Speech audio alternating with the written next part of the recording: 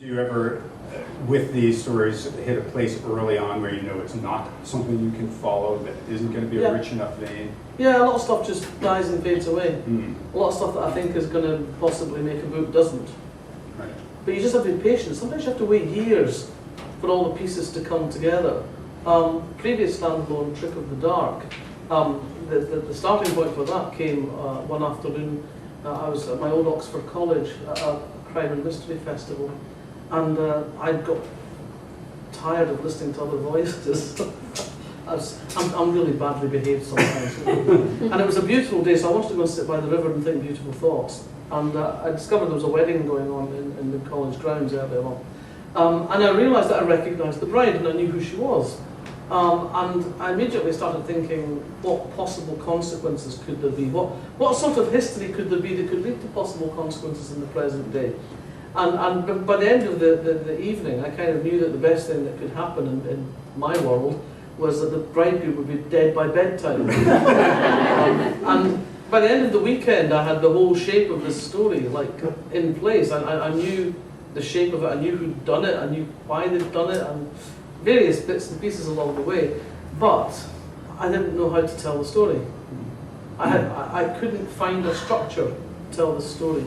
And over the following years, I kept going back to this idea, because I said, this is too good an idea to let go. And I must have written the first 10,000 words of that book about 5 times, and it just wasn't right. I could not figure out how to tell it. And at the heart of the book is a character who has to start being revelatory about events in her past. And you know, there's various unreliable narrators in this book, but there has to be a reason why she talks about her history. There has to be a reason why she opens up what is dead and buried, and frankly she has no need to ever think about again.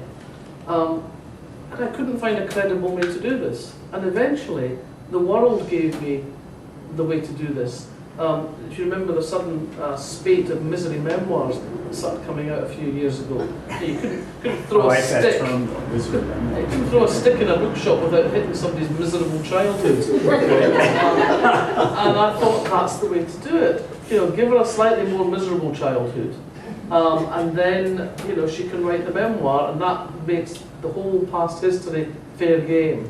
And after 12 years, I've finally had the structure for this book, the way to tell the story. And you had written how many books in between that? Well, 12 books. It was 12 years. So you have to be. Sometimes you just have to be patient. If an idea is good enough, it'll eventually take shape in your mind, and the obstacles will melt away, and it will become possible. But you have to trust. You have to trust yourself, and you have to not worry about it. Was it always crime fiction for you that you were drawn to and wanted to write? No, actually, I was going to be a literary writer. I was going to write the great English novel. Because I read English at Oxford. That's what you do, isn't it? So when I left Oxford to be a baby journalist, I was 20, and you know the secrets of the universe when you're 20, don't you? Nobody can tell you anything when you're 20. And so I knew everything there was to know about everything. And I wrote this novel about love and jealousy and greed and betrayal, and all the big emotions were poured into this novel. And really the best thing I can say about it is that I finished it. And people talk to you about when they write their first novel and they send it off to publishers and they wait, and eventually 6 months later it comes back with the polite rejection letter. That didn't happen to me. I got these rejection letters by return of post. And amassed quite an interesting collection of them. I think by the end I was actually getting letters from people I hadn't sent it to. And how long had you spent writing that? I wrote it over a period of about 18 months in my spare time when I was a young journalist. I wasn't daunted because I knew all about authors who'd had many rejections before the books became international bestsellers, or prize winners or whatever. And in the meantime, I showed it to a friend of mine who was an actor, and she said, "Oh, I don't know much about novels, but I think this would make a good play." I thought, "Oh, play, that's easy." Cross out all the descriptions, leave in the dialogue, it's a play. And that's essentially what I did. I wrote some extra scenes to cover the bits I'd crossed out. And I went off to the local theatre and showed this to the director of the local theatre, who said, to my astonishment, I want to do a season of new plays in the studio theatre, I'd love to do this. So I was entirely unintentionally a professionally performed playwright at 23. And I adapted it for BBC Radio, and I got an agent, and I thought that was it. I was going to be the next Harold Pinter, or Tom Stoppard, and Hollywood would be knocking at the door any time now, seeking my services. And that, of course, is not what happened. The main thing being that I didn't know what I was doing. I did not know what I had done right, so I couldn't replicate it in any way. And there weren't many writers' courses around then where you could actually learn the nuts and bolts of the craft. And I mean, if there had been the kind of access to finding out about writing plays that there is now, I might never have written a crime novel. Well, I'm glad I might have that- gone off and just become a full-time playwright. Well, we're really glad that didn't happen. I am too, frankly. Yeah. So then you So I kept trying to write plays and failing, and eventually my agent fired me, and that was pretty much the low point of my career. And I realised that the problem I had was that I didn't know what I was doing. So I thought maybe what I should do was try and write something where I did know what I was supposed to be doing. And I'd always read a lot of crime fiction from those early Agatha Christie days. I just devoured the whole English tradition, and then the Americans. And so I thought I could maybe write a crime novel. But in the early 80s in the UK, there wasn't much breadth of choice in terms of what was happening. I mean, there was basically police procedurals and village mysteries. And I knew I couldn't write a village mystery. I mean, I'd read all these Agatha Christie's, and then when I went off to Oxford, I thought I was going to find St Mary Mead. And it turned out, that Agatha Christie might as well have been writing science fiction for all the relationship to reality it had. I couldn't find this sort of village anywhere. It certainly wasn't anything like I'd grown up with. I mean, we did not have retired colonels of the Indian Army in Fife, oddly enough. Didn't have spinsters with herbaceous borders, It just wasn't my world. And I didn't know anything really much about how the police worked. And it was only years later that Colin Dexter told me that when he was writing the Inspector Morse novels, he just made it all up. He didn't know anything about police procedure. So I didn't know you were just allowed to do that. Right. I thought you wanted to have some basis in reality. So I was kind of stymied. I knew what I wanted to write, but I didn't have a kind of template in my head for how I could do this. And the thing that broke the logjam was a friend who'd moved to New York, actually. And she sent me a copy of Sarah Paretsky's first novel when it came out, Indemnity Only. And this book just was electrifying for me. It was an urban setting, which right away was a world I understood. It had a female protagonist who had a brain and a sense of humour and agency and did her own stunts, and it had politics, both sort of personal politics and a wider sense of social politics. And I thought, this is the kind of book I want to write. And that was what kick-started me into my first crack at the crime novel. So were there other, I read, you can tell me if this is true, that you said Harper Lee's To Kill a Mockingbird is one of your favorite novels. It is, yeah. In terms of, since you're talking about it, you brought up Sarah Paretsky, are there other, and we now know Agatha Christie, but any other contemporary or more classic crime writers who you feel have taught you things or have been important to you? Well, I feel that although I've started reading Christie, I don't feel that that's the tradition. That's not my kind of literary roots. I still feel very much as a Scottish writer that my roots lie in a kind of darker kind of fiction. So it comes through people like James Hogg with Confessions of a Justified Sinner, and then Robert Louis Stevenson, the darkness of Jekyll and Hyde, but also the fantastic storytelling of Treasure Island and Kidnapped. I mean, Stevenson was a man who could write apparently anything. He wrote travel literature, he wrote children's verse, he wrote adventure stories, he wrote really dark psychological novels, and it seemed seemingly nothing was beyond his reach. And I found him an inspirational writer because, well, not least because of his gift of storytelling, great gift of story. And then from that I kind of move on through Conan Doyle. But one of the other people who made a big impact on me, well, actually there were several writers in a kind of cluster initially. Writers like Alan Sillitoe and Stan Barstow, who were the very much sort of kitchen sink school of English literature in the 1950s, these were the first books I had ever read that were written from the working class. They were not written from the middle class about the working class. They were actually from the working class about the kind of lives that I knew from the inside, the kind of lives I understood. These communities in the north of England, mostly in the Midlands of England, were very different in many respects from where I had grown up, but I understood the kind of lives, the kind of communities that these books were set in. And that was very exciting, because it was the first time I really understood that people like me could have a voice. And then a guy called William McIlvanney wrote a book called Laidlaw in the 1970s, which really is the book that set in motion the whole tartan noir phenomenon. Without Laidlaw, neither Ian Rankin nor myself would have written the kind of books we went on to write, I believe. It was a really trailblazing book. It was a crime novel in sort of the Scottish working class, and it really spoke to me where I lived. It was a book that kind of gave me permission. And this, and this was how far ahead of the first book, the first crime fiction novel? It was probably about. It was a while. Probably about 7 or 8 years before I started writing a report for Murder. Right. But it was definitely the seedbed was definitely there. But it's also a very masculine book, so it took Paretsky to give me a different kind of insight. So I kind of felt like I pulled in all these different voices and yeah, different you're right. influences. Great. I mean, Tony Hill's a great character. Yeah, but Flawed, I couldn't have written Tony Hill when I came straight out of the box. Mm. I had to learn my craft. You have to have certain tools in your toolbox, and you add to them as you go along. It's the imagination. I think is like a muscle. The more you exercise it, the more powerful it becomes.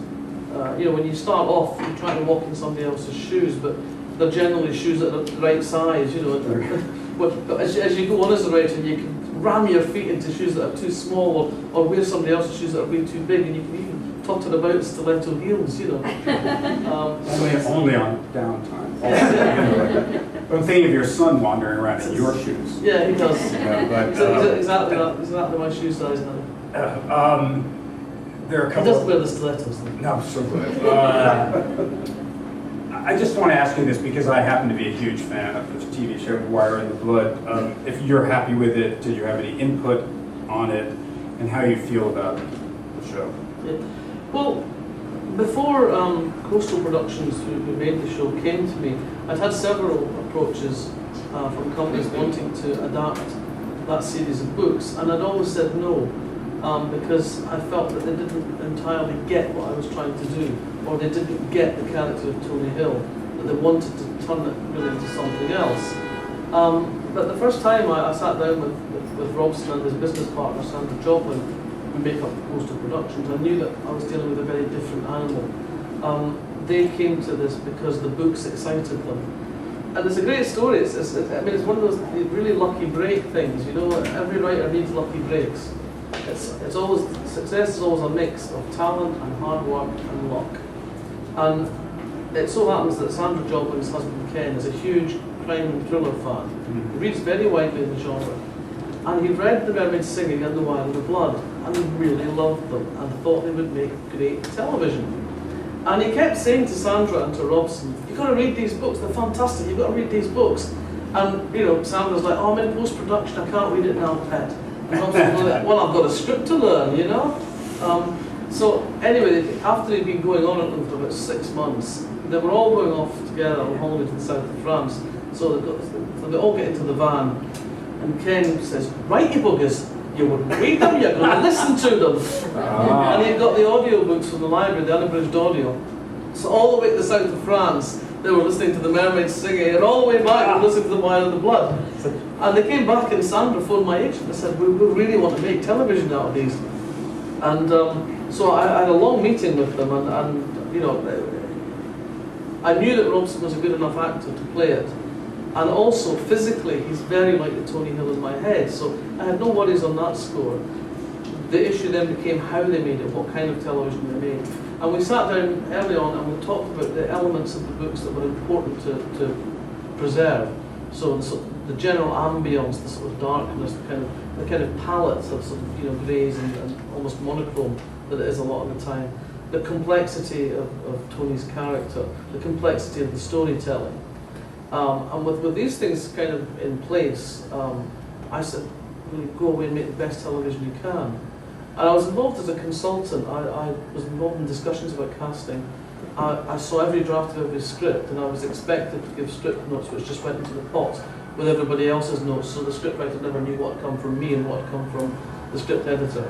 So there was no kind of direct pressure. And I did have a clause, unusually in my contract, that said that they could not make any substantive alterations to recurring characters without my agreement.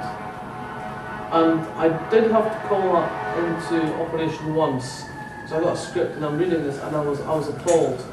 I was straight on the phone to Sandra and I said, you know, you can't kill Carol Jordan's cat. There are two reasons why you can't kill Carol Jordan's cat. One, it's the only functional relationship the woman has. But more importantly, we will never sell this series in America ever again if you kill the cat. You can do anything you like to small children, you can do anything you like to human beings, but don't kill the cat. I stopped reading somebody who killed the dog. Yeah. Killed the dog. You know, and somebody I loved, and they killed the dog. I was like, let the dog die. I stopped. So we have a few minutes for question and answer. First, really what I want to do, and every single person I talked to when I said, oh, I was going to interview Val McDermid, they said, you should really get her to sing. But I know you're really tired. Like, and I have heard you sing, but it can't happen, huh? No. 3 bars? No. Okay. She's on her book. Performing. I tried. Isn't that part of the job? No. No. Okay. I So. pay more money to make me sing. I'll look at that. Never mind. Questions, please, from the audience for Val. Sir. How did you transition from being a journalist who you're dealing with facts, allegedly, reality, the everyday events in life, to making up stories, writing fiction? Did you all hear that? Yeah, okay. I don't know that I really consciously felt it was a transition. I mean, I'm sorry, that wasn't a cheap shot about journalism at all. It was just a different kind of writing that I'd always done. It wasn't I suddenly stopped being a journalist and started being a fiction writer. I'd always written right through my teens and right through my university years, and so the journalism seemed always to me to be quite distinct from the other kind of writing. So they were both kind of in separate compartments in my head. I don't know if that makes any sense. In other words, you had written some fiction at the same time, or before Yeah. you became a journalist? Yeah, I mean, from the age of probably about 12 or 13, I was always writing stuff, just making up stories, song lyrics, everything. My best friend and I wrote a novel together when we were 14. Based mainly on the putative sex life of our gym teacher. I think it has not survived. That's too bad. Probably quite a good thing. When you're forming that idea and it's taking shape, do you nurse it along with outlines, or do you just start with the prose and see where it goes? When I'm in the early stages of just trying to figure it out, it mostly just stays in my head. I kind of work on the general principle of if it's not interesting enough for me to remember it, it's probably not going to be interesting enough for someone to read it. So in the early stages, it's kind of just stories I tell myself. Occasionally I make notes if it's to do with something that's sort of a bit technical, if I have to do a little bit of research for it or something like that. But in the early stages, it's kind of all in my head. Then when I'm about to start writing a book, so it's quite formed, I suppose, quite longly formed, I start making some notes about, you know, key points along the way. And then as I get into the book, I quite often will sort of like you just jot down, this is what the next 6 scenes are, and this is what the next 6 bits are that have got to come, and the order they've got to come in, and the relationship between the different voices telling it. But it's mostly in the early stages in my head. So do you know pretty early on into the book what the resolution of the book is going to be, what the end is going to look like, the shape of it, and you're writing toward that? Yeah. I know before I start You know from the roughly the arc of the story, not much in the way of detail. I know what I'm aiming towards, But I don't always get to quite the place I imagined I was going to get to. But generally, I have a sense of the arc of the story and how I'm going to get there. Because otherwise, it's difficult with a crime novel because you have to lay out certain things as you go. Certain things have to be there in order for the reader to make sense of it. So in order to put things in the place where they need to be, I kind of need to know where we're going. And I tend to constantly rewrite as I go. So I'm always going back in the light of what I've done yesterday. Every couple of weeks, what I tend to do is print out the last 50, 70 pages and work through that on paper to make sure that everything flows as it should and that everything's kind of where it should be, and that things that need to be told or things that need to be alluded to or things that need to be hinted at are where they should be. And those sort of relationships between the characters are happening in the right order. Something you do really well in your books, and I thought especially in Trick of the Dark, is you'll write about a character who in some ways is so terrible, or so twisted, and yet I can't stop reading. Because other books I've read where I'll read a character and they're not like the one, I walk away. And I'm wondering how you manage to do that. Well, I suppose the way I feel about it is that however bad the things that people do, they're also capable of great good things as well. I don't see people as black and white, and so I don't see my characters as black and white. I see them as people who have different sorts of characteristics that have, if you like, redeeming qualities. So whenever I'm writing a character who may be doing some awful things, I'm aware of, to be sort of like, sort of superficial about it. They might be nice to their dog, or whatever. That people are not, in my experience, just irredeemably bad. I know someone who has a very violent past, and he has been a fairly serious criminal for many years and has served quite serious time in prison. And yet he is somebody that I would trust my child's life to, because although he is capable of great violence and great rage, he's also someone who is capable of great tenderness and great trustworthiness. And I suppose it's about seeing people in the round, seeing people as whole and not just as a collection of bad things. I'm struggling to think what Jack Vance's good points are, though. Well, it's funny, when you asked that question, I was going to say, well, I have this question about your psychopaths and bad guys, because they're always so three-dimensional and as interesting, I always say that every character has to be interesting, but in Val McDermid's books, you are very drawn to some of those characters, which is, of course, a good thing, because it puts the reader in a certain conflict about how they feel, as you're... And I think we often do feel conflicted in our lives about people that we know, people that we're close to, when they do something that we're horrified by or terrified by, that kind of seems to come out of a blue sky almost, but when we sit down and examine it, we can see the roots are there. So I think we've all had those moments of being unsettled, sometimes because somebody's behaved in a particularly bad way, sometimes because somebody we think poorly of has behaved in a surprisingly good way. So I think it's about always balancing people's humanity. And I'm bound by my characters in some ways. Tony Hill really passionately believes in the possibility of redemption, possibility of rehabilitation, even more strongly than I do. And he is a damaged character. He is a damaged character, and there's still things that I find out about Tony. There are things that I always knew kind of in the back of my head about him, but I have to flesh out as I go along. In The Retribution, for example, I'm not going to say very much about it, but I always knew that there was some point in Tony's life, in his early life, where he had been redeemed by love, but I never knew who loved him or how it came about in any detail until I was working on Retribution. I thought, this is where I actually have to deal with this. So I have to find a way to make this real and not make it sentimental and make it honest. And so that's how I found the way through to that. aspect of the book. Because frankly, his mother's a monster. You're right.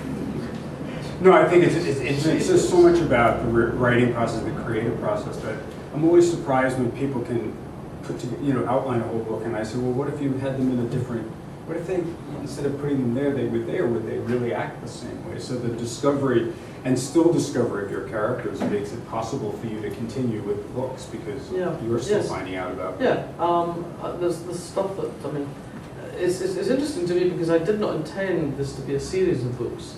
The Mermaid Singing was, in my head when I started writing it, was going to be a standalone.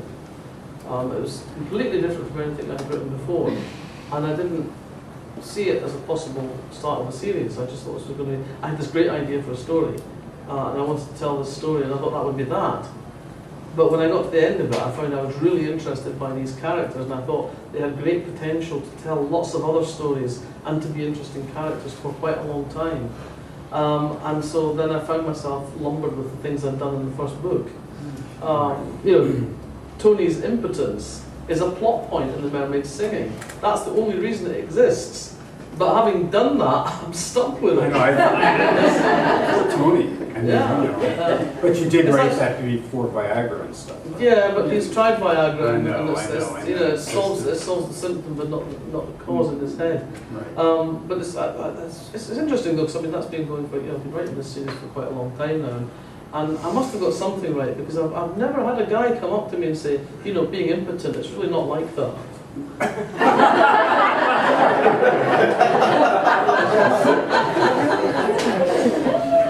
Somebody want to quickly ask a question?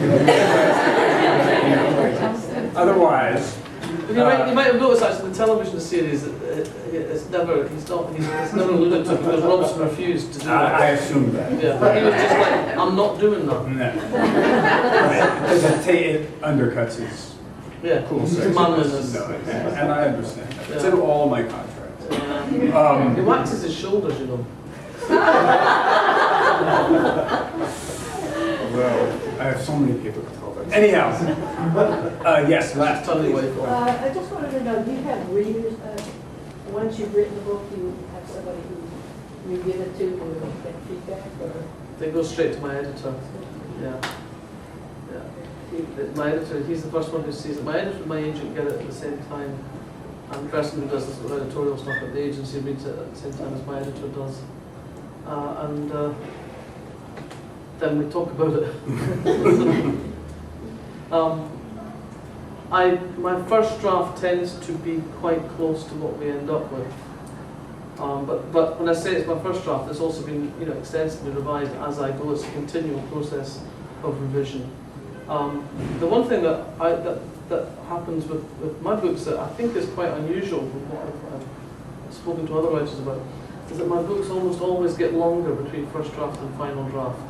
Because I think sometimes I've stripped it back too far, I've taken too much out, and there's stuff of substance that I need to either put back in or need to actually write. Sometimes it's that thing where you think you've said something, you think you've told the reader that, and you haven't. Because you've thought it. Yeah. Or you may have written it, then scrubbed it. And sometimes you tell them things 3 times. That's why editors, or a good editor is invaluable. And a good copy editor is worth their weight in gold. Because they pick up all those little things that you've just not paid attention to. My favourite ever copy edit note from my copy editor who I've worked with for many years was we appear to have 8 consecutive weekdays without an intervening weekend. might you deal with this? Let's see. Well, that's the thing, self-employed people, every day's like every other. I'm a writer, I don't have weekends.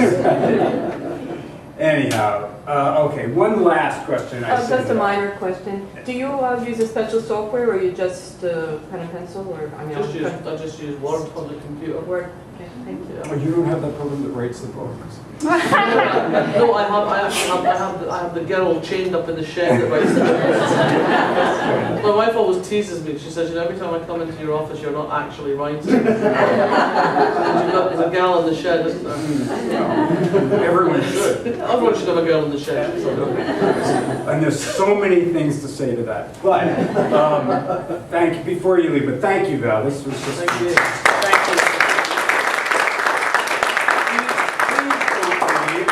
please come get a book. Val will be over here. You can get a drink and your book signed. They make lovely Christmas presents. Do. And if you have not read Val McDermid's book, you are really in for, I hate the phrase, but you're in for an amazing treat and an experience that you'll be very happy with. You'll be buying more of them, I'll tell you that. Okay, so I'm going to lead Val over here. And